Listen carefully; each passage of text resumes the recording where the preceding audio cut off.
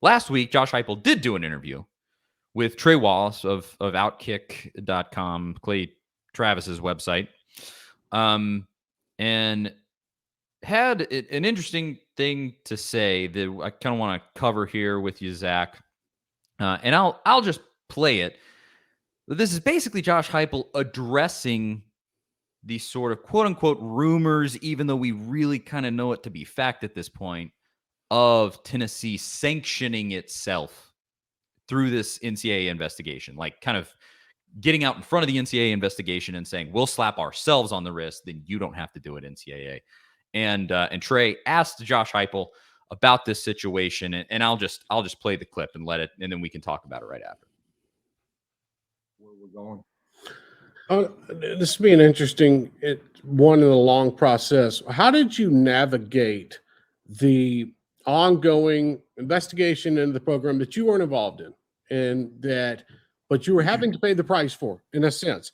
But I mean that in a way of, how did you navigate the decisions to be like, okay, you know what, we're going to go ahead and we're going to take the punch on the chin right now, where we don't have to take that punch on the chin, 2 years from now. Because there's a lot of different, and I know you can't go into them all, and you're not going to, but there's a lot of different, recruiting restrictions or how many players you have on your roster that goes into these type of decisions. How did y'all sit down and all right, we're going to navigate through this, but we're going to do it right now. We're not waiting. Yeah, for me, our administration and, from our president to our chancellor to our athletic director, being able to have real communication and line of communication with them. It allowed me to, as leader of this program, to kind of see where we're at, where we think it's going to be. I said from the very beginning, I thought it was a small speed bump for this program because of that trust with them. Been able to navigate those waters really pretty efficiently, I think. We were able to put ourselves in some unique positions that, I think are going to pay dividends for this program moving forward. Things that we were able to kind of swallow up in year one, and we're kind of off and running and full steam ahead at this point. So you have to parse it, but because Heupel puts all of this in coach speak, but some of the things that he says there, where he said we put ourselves in some unique positions to take care of some of this stuff in the first year. And he said, he thought it would be a small speed bump, and do kind of have to decipher it. But he's essentially confirming that Tennessee has done these things. Does not go into any detail, and he shouldn't, but has done to some extent potentially roster restrictions. Trey said it there in the video, roster restrictions and, other things potentially down this road. And Heupel more or less confirmed it there in the way that he said that. But I found this interesting because what I want to know now is, when is it over and what does it mean going forward? Because you look at the recruiting that Tennessee could do now, especially with Nico in the fold. Where does this go from here? What can we do? And so when you hear that, Zach, what were some of your thoughts? Well, I mean, I think the first thought goes to the scholarship reductions, whatever that ended up being. But another aspect of this that I think has really impacted Tennessee and may have impacted why they didn't have a higher rated class in 2022 is, and we've heard a little bit about this bits and pieces, is it seems like Tennessee put some restrictions on themselves as far as on-campus recruiting, maybe off-campus. I know there were weekends in the fall where they didn't host any recruits, which is huge. I mean, that is when you these recruits have such busy schedules. It's not, you can't just say, hey, come up for the Georgia game. And they might have a 7-on-7 tournament. They might have a actual game, a camp, a visit to another school, family stuff. I mean, there's so many factors that go into when these visits can happen, and they don't always happen. So if you miss a weekend where, hey, we could have got this guy on campus, that might blow your whole shot with the kid, because very few players are going to commit to a school sight unseen. I think Cedric Tillman's one of the only ones in recent memory that can come to mind. There might have been others, but that really has an impact on recruiting. So if all that's behind them, we're kind of seeing recruiting with Nico and stuff tick up a bit. They're in the mix for some 4- and 5-star players that they weren't in the mix for before. I think that's almost as important as the scholarship reductions. It is. It's huge, and it sounds like this was probably discussed during the hiring process, and goes to the point that is becoming increasingly clear in my mind that hiring Danny White was huge. And I think an incredibly smart step for whoever made that executive decision. If it was Plowman, if it was Boyd, if it was both of them together, if it was somebody on, the board. I don't know who thought this up to go big or go home with the AD hire, but I think they've been incredibly smart with that hire. And then now, with the way that they've set this up, essentially selling it to a guy who they thought could have success, and it looks like he just might. But being able to sell it to him as, we have a plan. Here is what we will do to navigate this and go forward from there. And I am impressed and shocked. Obviously, we have to see how it plays out. We have to make sure that the NCAA doesn't come down hard in the future. And you never know with these idiots. The NCAA loves to, catch North Carolina red-handed giving fake classes and do nothing. And then they give Donnie Tyndall a 10-year show cause for do illegal tutoring or whatever he did in his whole thing. So who knows exactly how that's going to turn out. And it is definitely contingent on whatever the NCAA decides to do in this case. But they were proactive. They were on top of this. They had a plan in place and they are executing it.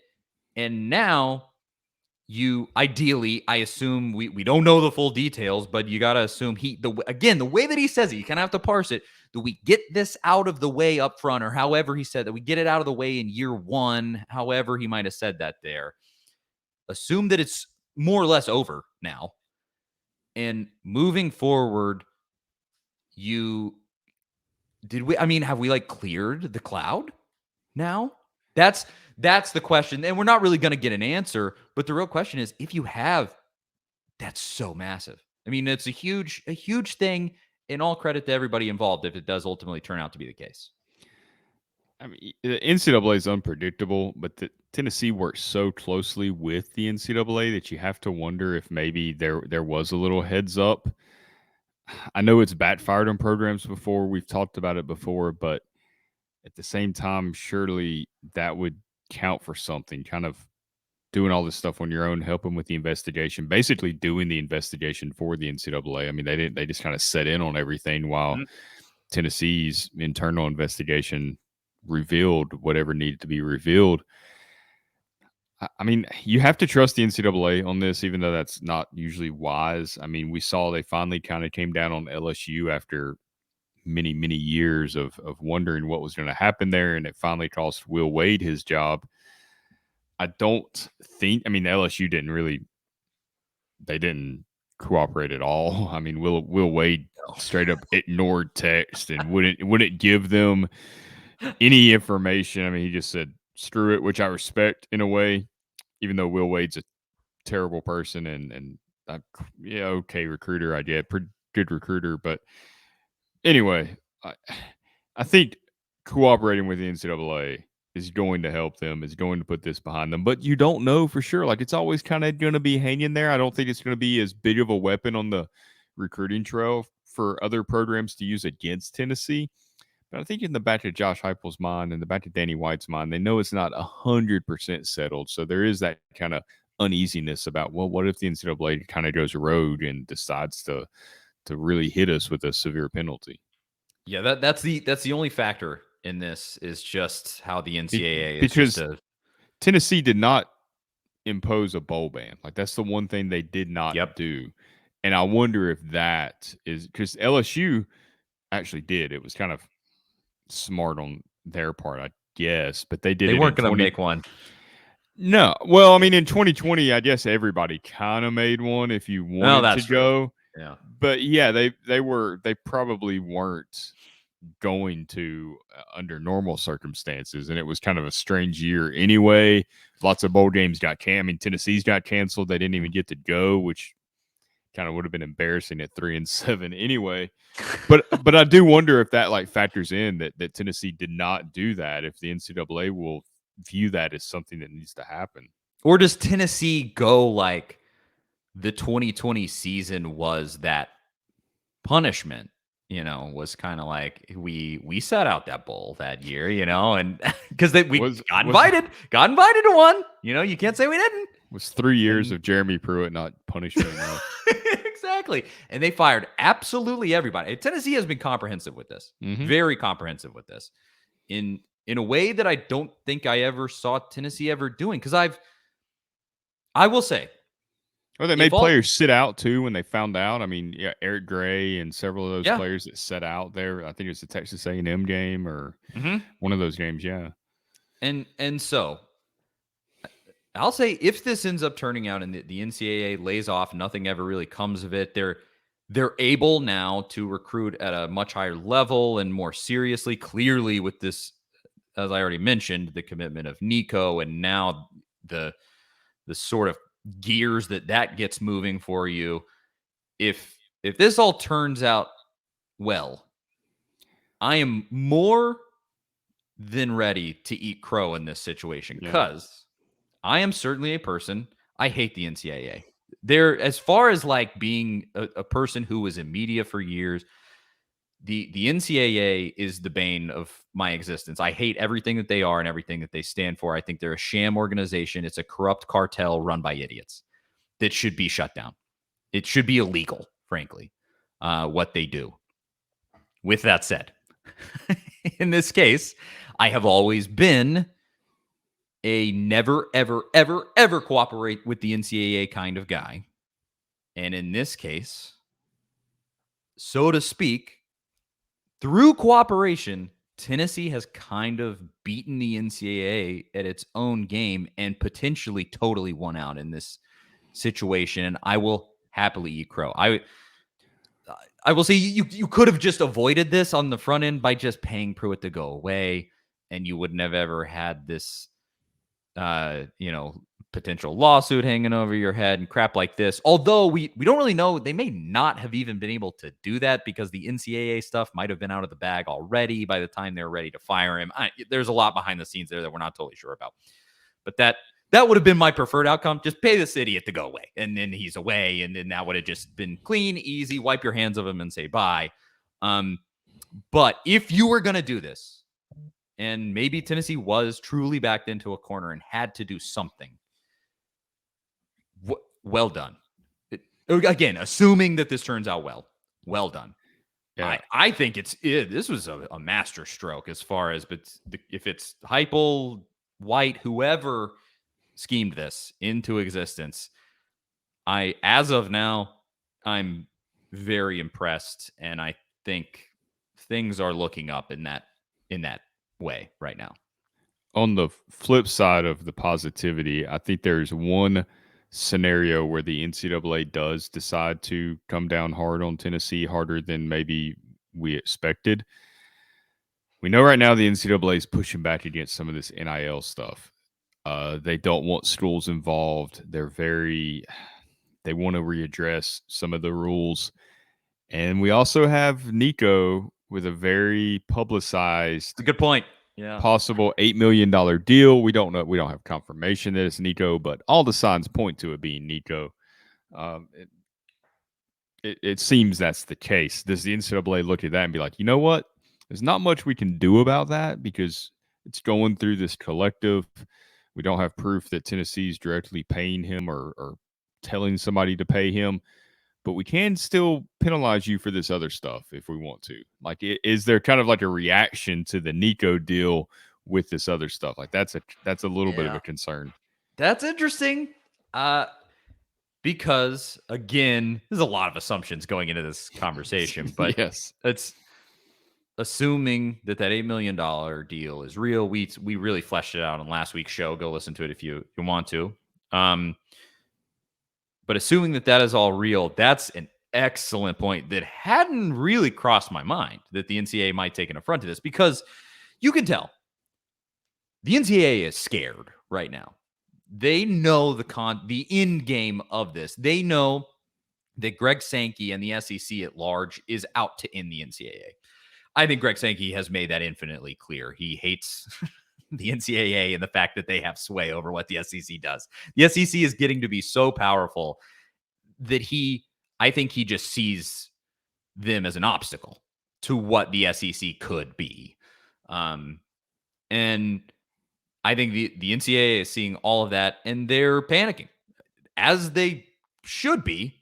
Again, I think they're an illegal cartel that should be shut down, but they should be panicking right now. The end game of this NIL stuff is that they are no more, that they're eliminated, and it expedites that process. It was already happening. We were going down that road, but it really speeds things up. And so maybe they do lash out. That's, again, they're the rogue element in all of this that made me go, you should have just paid Pruitt to go away. If you had that option, again, we're not sure if they did, but if you had that option, you should have just paid this guy to go away and not had to worry about this, because you may do all of this stuff and still get slapped. But again, assuming they don't get slapped, I think it's a masterstroke. And I think it's incredible, and Danny White should be applauded for it, but time will tell. I just thought it was worth addressing. It's honestly, it's a fascinating situation, I think. Yeah, unfortunately, we won't know for sure, probably for several years, because that's the way the NCAA operates. But the good news, as you've mentioned, is that for now, it appears that Tennessee is moving forward under normal operations, and if something happens, they'll deal with it then. But for now, they're able to recruit at a kind of all hands on deck approach. So I think. Yeah. Said as long as it turns out okay, this Tennessee recruiting stuff, it's moving in the right direction now. I mean, you're really on the cusp of a top 10 class, maybe even a top 5 class, depending on what kind of magic Nico can work. You did like 2 or 3 of those in a row, and you're right back in the SEC conversation. Like we saw it with Butch Jones. He got a couple of, I think he only had one top 5 class. He had a top 10 class in there. Within 2 years, 2015 season, all of a sudden there's enough talent where Tennessee's beating Georgia. They should have beat Florida that year. They should have done a lot of stuff in 2015 and 2016.